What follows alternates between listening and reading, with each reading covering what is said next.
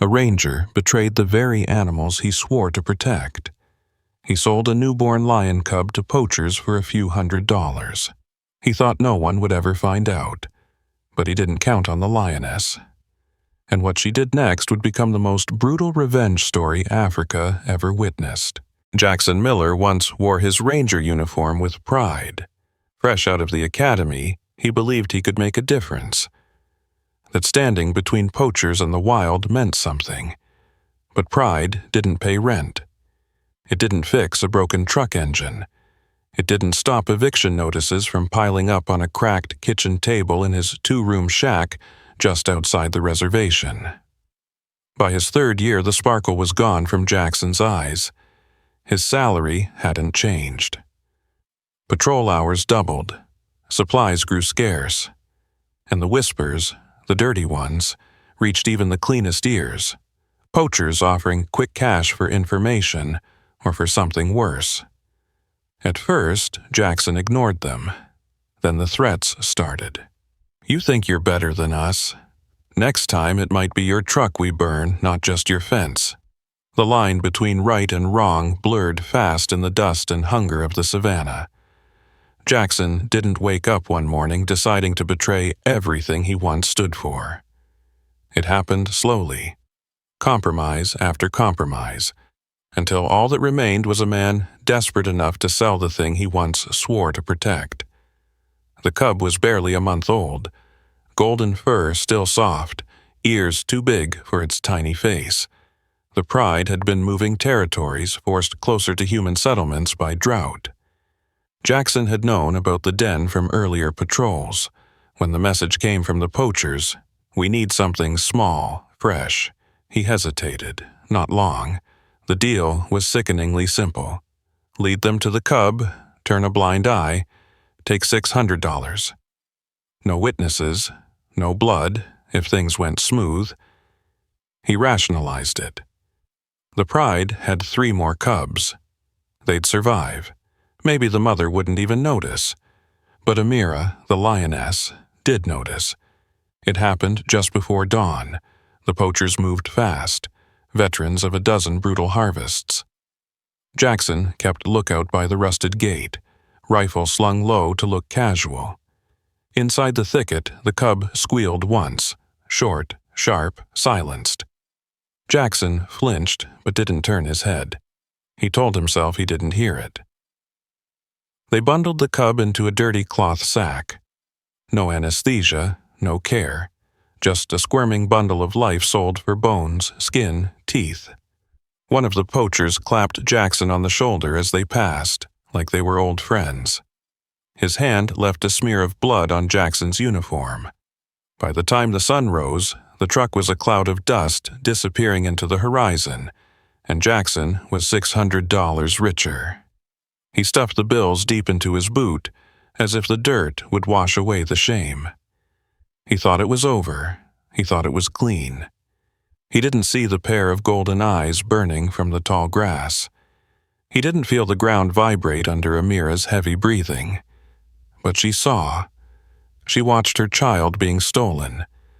Not by poachers alone, but by a man in green, a man who smelled like the land she trusted. She didn't roar, she didn't charge. Instinct screamed at her to act, but something older, deeper than rage rooted her to the earth. Amira memorized his scent. The oil and metal stink of betrayal. She didn't need speed or strength now. She needed patience.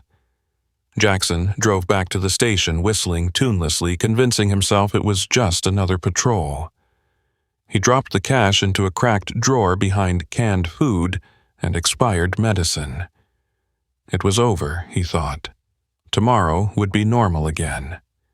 He didn't notice the deep scratch gouged across his front tire that night. He didn't notice the broken branches along the perimeter fence. He didn't notice the bloody paw print, half washed by the rain, under the porch light. But Amira was noticing everything, and she was waiting. The reserve's dry season came fast and cruel. Dust sheets floated over the cracked soil like restless ghosts. Trees stood stripped and skeletal against the red skyline. Prey was scarce. water scarcer. The animals grew thinner, meaner, but one creature among them moved with a different hunger. Amira didn't return to the pride. Every instinct in her blood screamed at her to find safety, protect the others, heal her wounds. She ignored them all. She wasn't just grieving, she was hunting. The poachers thought the savannah was theirs after sunset, a dead land where rifles ruled. They were wrong. Amira ghosted after them, tracking their tire ruts, their spilled motor oil, the faint metallic stench of blood clinging to the air. She learned their routes. She watched them drink, curse, count dirty money by campfire light, always from the shadows, always waiting. Jackson stayed at the ranger station, trying to pretend life was normal. Patrol at dawn, paperwork at dusk, radio crackling with static in the dead hours. But normal had died the moment he sold the cub. He couldn't sleep. When he closed his eyes, he saw the cub's limp body folded in the sack. He heard the high-pitched, helpless cry cut off mid-breath. He told no one. Who would listen? Rangers went missing all the time, caught between poachers and pride males, torn by things they were supposed to protect. Accidents happened in the wild. No one asked too many questions. But accidents leave no footprints, no claw marks across concrete steps, no dead silence that falls like a hammer just before dawn. The other rangers noticed. "The pride's acting strange," muttered Tony Clark, a senior warden with eyes like cracked leather. "Something's out there, watching." "Probably a lone male sniffing around," Jackson offered, voice too tight, too quick. "No," Tony said flatly. "This isn't a hunt for food, this is personal." Amira moved closer each night. She tested the fences, found weak points. She watched the men from the cover of thorn trees, memorizing their habits. Unlike them, she had no need for light to see, no need for guns to kill. The station dogs felt it first. Good dogs. Ridgebacks bred to alert, to fight. But even they refused to cross the courtyard after dark. They whined and pressed their bodies flat against the walls, trembling at shadows that shouldn't have been there. Jackson started locking his door at night, then barring it with a steel rod, then sleeping with the rifle across his chest. The others laughed. "You scared of some hyena? Maybe he pissed off a witch doctor." He didn't laugh. He saw what they didn't, fleeting movements at the tree line, eyes catching the moonlight just long enough to be real before vanishing. No matter how tight he locked himself inside, he could feel it. Something relentless, patient, waiting. One night, just after midnight, he heard heavy breathing under his window. Not human, not wind, deep, measured, close. Jackson froze. No gunshot would save him if the thing outside decided to come through. The breathing paused, then a low, guttural rumble, so low it shook the floorboards. When Jackson finally found the courage to look, he saw nothing. Just empty black savanna stretching out like a dead ocean. But in the morning, muddy prints circled the station, wide, heavy, unmistakable. Lion tracks, not random. A deliberate circle around his room. The station chief ordered extra patrols, more wire, more noise. But Amira wasn't afraid of fences or humans. She knew Jackson's scent now the way a mother knows her stolen child's voice in a crowd. Her patience was not human. She could wait a week, a month, longer. But she wouldn't wait forever. Jackson wrote a letter that day, a resignation letter. He told himself he would hand it in tomorrow, but tomorrow never came. That night, Amira came closer. No growl this time, no warning. Just the certainty of something ancient moving through the darkness toward the man who had betrayed her blood. 3 days after the deal, Jackson drove out alone to a deserted rest stop miles beyond the reserve boundary, the agreed meeting point. The sun was low, burning red and angry against the dust when the poacher's truck rolled in, battered and coughing black smoke. They didn't greet him. No fake smiles this time. Only narrowed eyes, restless hands near gun holsters. Jackson felt it immediately. Something was wrong. He kept his posture loose, casual, like he hadn't just walked into a trap.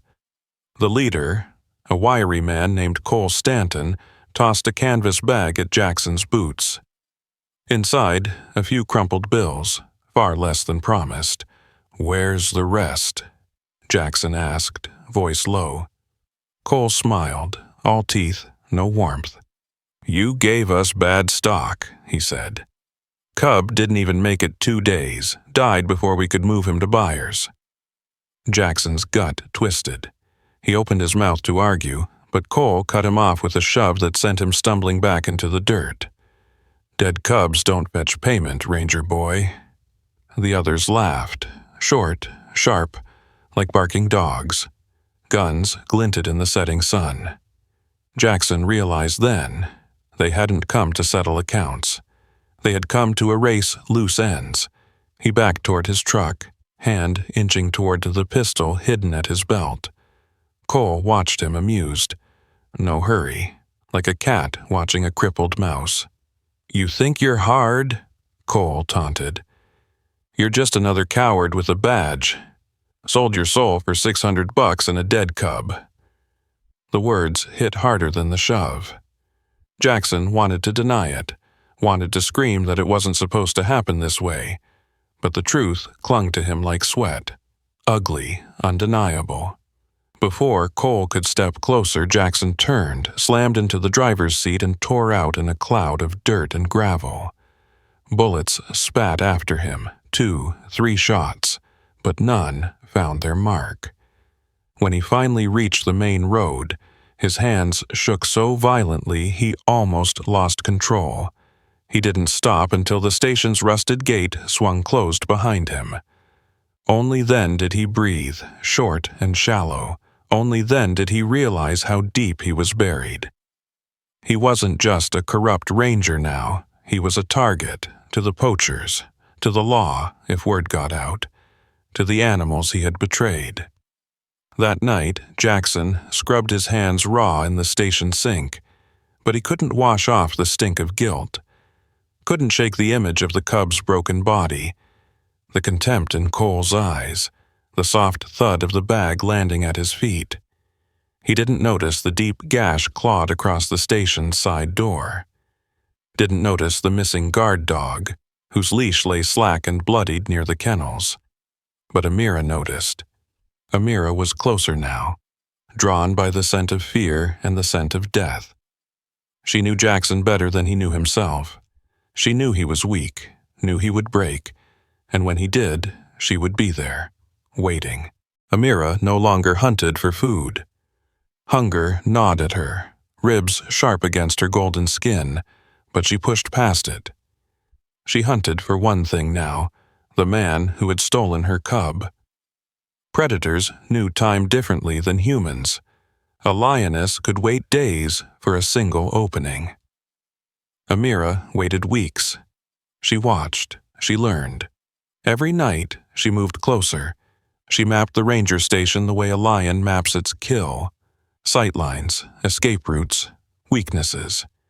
She found gaps in the fence no human noticed. She learned which doors squeaked. She learned the shape of Jackson's scent, sweat, oil, fear. The other rangers still joked. They still drank coffee on the porch after dark. They still didn't see the shift in the wind, the unnatural silence when Amira moved through the scrub. But the dogs knew. One by one they vanished. No struggle, no sound. Just a bloody collar here, a broken chain there. Jackson knew too. He stopped sleeping. He boarded his windows, stacked sandbags against the door. He filed fake reports. No recent lion activity, no cause for alarm. But in his bones, he felt the noose tightening. Each night, the signs grew louder. Deep gouges in the truck tires. Torn screen doors hanging like wounds. Paw prints, massive, deliberate, leading up to his window, then away again, taunting. One night he woke to a low growl vibrating through the floor. He sat frozen, staring at the door, knowing, not guessing, knowing, that on the other side of that thin wood waited something smarter, angrier, and infinitely more patient than any human. Morning brought no comfort. The guards found the north fence crushed down, a perfect body-wide tunnel torn through the wiring. They blamed elephants, baboons, anything but what it was. Jackson said nothing. He just wiped the sweat from his brow and checked the rounds in his pistol for the 5th time. The others noticed how he jumped at small noises, how he stayed away from the tree line, how he drank more, slept less. They called it nerves, stress, guilt from who knew what. But Amira didn't care about excuses, only about the moment, the perfect moment. She waited for the wind to shift, for the clouds to cover the moon, for the night when Jackson's defenses and his mind cracked wide open. She was a mother stripped of her future, stripped of her blood. No force on earth was more dangerous. On the 26th night she found her opening. The generator failed, blacking out the floodlights. Jackson, half mad from exhaustion and fear, stumbled outside to check the wires, rifle clutched in sweaty hands. Amira lay flat in the tall grass, invisible, heart steady, breathing shallow, a shadow with teeth. Jackson crossed the courtyard muttering to himself, squinting into the darkness. He didn't see the amber glint low to the ground, didn't smell the musky death scent rolling from the grass. Amira tensed, every muscle coiled. 1 breath, 2, 3. She moved. Jackson didn't hear her move. He didn't see the grass part until the lioness was already halfway across the courtyard, silent as a shadow torn loose from the earth. By the time instinct screamed at him to run, it was too late. He stumbled backward, rifle swinging up in a clumsy arc. Amira didn't charge, she didn't roar, she slowed. She stalked, every step deliberate, every movement a whisper of death promised but not yet delivered. Jackson fired. The shot cracked through the night, wild, useless. Dust exploded near her paws, but Amira didn't flinch. She advanced 2 more steps, muscles rippling under her battered coat. Jackson scrambled for the generator shack, the only cover between him and open death. He slammed the door shut, bolted it with trembling hands. Inside, it was pitch black. His breath rasped loud in his ears. He pressed his back to the wall, pistol aimed at the rattling door. Minutes dragged into hours. Nothing, no sound, no movement. Had she gone? Had he imagined it all? The eyes, the stalking terror, the merciless patience. At dawn, when the first gray light bled over the savannah, Jackson finally unlatched the door. He stepped outside. The courtyard looked untouched. The floodlights were still dead. The other rangers, sleeping in the bunkhouses, had heard nothing, but on the generator shack's metal siding, deep and deliberate, 4 perfect claw marks stretched from the roofline to the doorframe. A message, not a kill. Amira could have torn through the shack like paper. She didn't. She wanted him awake. She wanted him scared. She wanted him to understand exactly what was coming. Jackson understood. Too late. He ran to the command station, demanded armed escorts, backup, transport to the capital. The chief scoffed. "You're losing it, Miller. It's a cat. You're a man with a gun. Grow a pair." They gave him 1 man for escort duty, a rookie too green to smell his own death. Jackson sat on the porch the whole day, rifle across his knees, eyes darting from shadow to shadow. Every gust of wind, every rustle of leaves twisted him tighter. Sweat soaked his uniform until it clung like second skin. At sunset, the rookie tapped him on the shoulder. "Gonna grab some shut-eye, sir. Nothing's out there." Jackson didn't answer. He stared into the darkness, because now he could feel her. Not see, not hear, feel. Amira was close, closer than ever before. The temperature dropped. The insects went silent. The air itself seemed to stop moving. Jackson tightened his grip on the rifle until his knuckles blanched. It wouldn't save him. Deep down, he knew. Guns were for cowards clinging to human rules. Out here, in the real world, there were only two truths: the hunter and the hunted. And Jackson had sold his place among the hunters the night he sold that cub. In the final hour before midnight, he saw her. Standing at the tree line, motionless, bathed in the blood-red light of a dying campfire, not hiding anymore, not stalking, claiming him. He raised the rifle. His hands shook. His breath caught in his throat. Amira didn't move. She didn't need to. The fear would do her work for her now. It would hollow him out from the inside, piece by piece, until there was nothing left but skin and regret. Until she decided it was time. The clock struck 2:37 a.m. when the last light in the station died. Jackson sat frozen on the porch, rifle loose in his trembling hands, breath shallow as a dying man's. Beyond the fence, the darkness shifted. Amira moved. No roar, no warning. Just the sound of something vast and final, crossing the invisible line between life and death. The first fence post snapped like a matchstick. A second later, the chain link sagged and tore under her weight. Jackson's body reacted before his mind could catch up. He bolted for the door. The rifle slipped from his grip, clattering uselessly to the ground. His boots pounded the wooden boards, hands fumbling with the latch, but he was too slow. A blur of gold and shadow slammed into him from the side. Air exploded from his lungs. He crashed onto the porch, chest pinned, the world reduced to teeth and weight and muscle.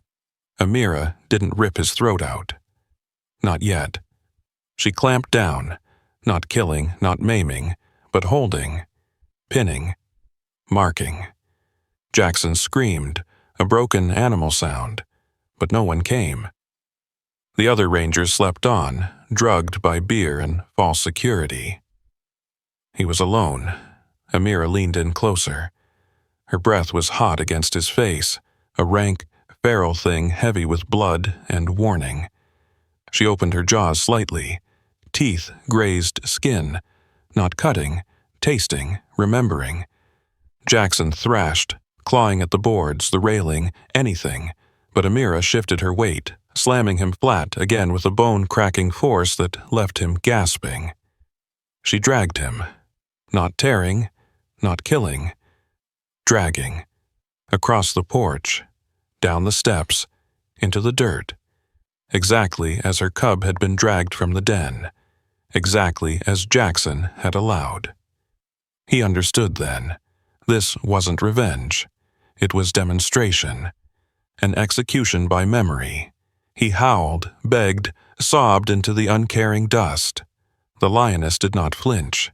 She hauled him 50 meters from the station, into the open grassland, far from shelter, far from witnesses, under the same blood-soaked stars where he had betrayed her trust.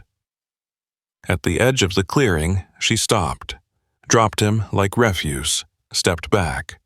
For a moment, Jackson thought she was done. That maybe, somehow, by some mercy of gods he no longer believed in, she would spare him. He tried to rise. Broken ribs grated. Torn ligaments screamed. Amira watched, unmoving, patient. She allowed him to crawl 3 feet. Then she moved again, faster than human eyes could follow. This time there was no restraint. Her claws raked deep across his back, peeling skin from muscle. Her teeth closed on his calf, snapped bone like dry tinder. His scream was a thin, pitiful thing that didn't even scare the night birds from their roosts. The earth drank his blood. The stars watched in silence. When it was over, Amira stood over what remained. Not triumphantly, not angrily, just with the slow, heavy certainty of a mother delivering judgment. She didn't kill him quickly. She didn't need to. The savannah would finish what she started. Hyenas, insects, time. Amira turned, leaving him behind without a second glance. Her revenge was complete. Not by rage, by ritual. Jackson Miller died hours later, alone, broken, forgotten by the world he once thought he controlled. The sun rose blood-red over the savannah, but no patrols stirred at the station. Jackson's absence wasn't noticed until noon. At first, they joked. Probably passed out drunk somewhere. Maybe he ran off with his tail between his legs. When they found his rifle lying on the porch, barrel bent, stock shattered, the laughter stopped. A search party formed. 5 rangers, armed to the teeth, dogs snarling at their heels. They followed the drag marks through the brittle grass, through the broken fence, through the silence. No tracks, human or otherwise, disturbed the scene. Only a wide, ragged trail carved into the earth like a scar. The dogs refused to go further after 100 meters. They whimpered, tails low, heads bowed. The rangers pressed on without them. They found Jackson at the edge of a dry riverbed, or what was left of him.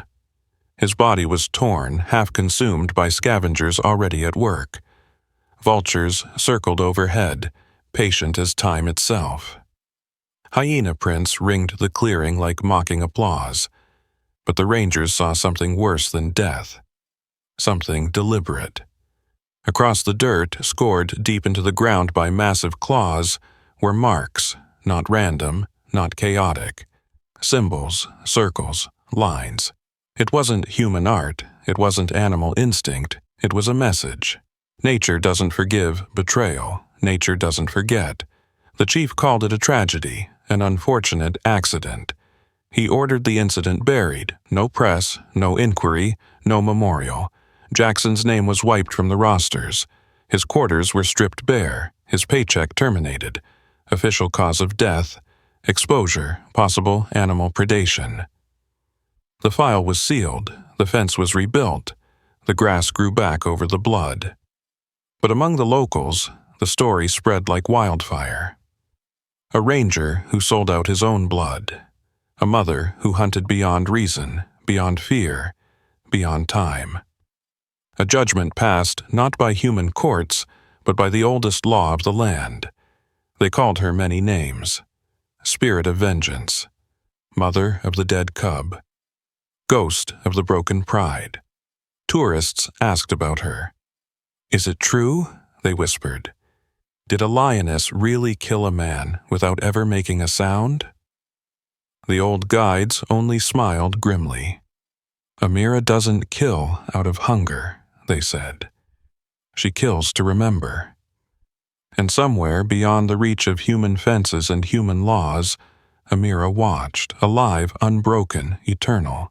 Amira returned to the Pride before the next full moon. No one saw her arrive. One evening, she simply stood among them again, her coat scarred, her eyes older, her muscles leaner from the long hunt. The Pride accepted her without question. They did not fear the scent of blood on her.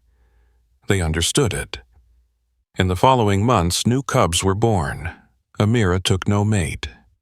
She watched over the young as if they were her own, her body between them and the rising dangers of the savannah. She taught them differently than others.